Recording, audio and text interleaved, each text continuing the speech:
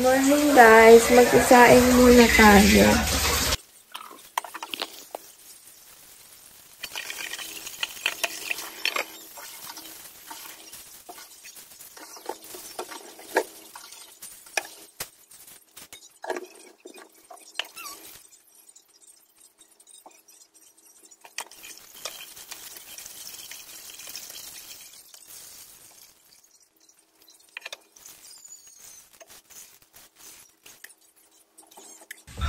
Sama natin guys.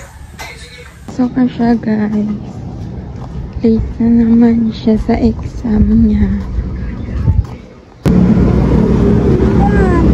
Oh, naman ito. Ako na doon. Late ka. Exam na lang, late ka pa talaga.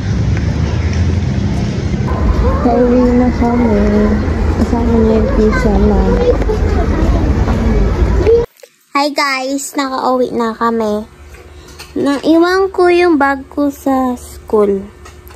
Doon ko siya nakita sa sa building ng grade 4. Ayun lang. Ay, mama, bukas kailangan ko ng green t-shirt. Saka nakapansa ko bukas. Ay, di mo na Kali mo makalimutan. Pwede mo na, hanapin mo na sa damitan. Ayun guys, kuha ko na yung kailangan ko.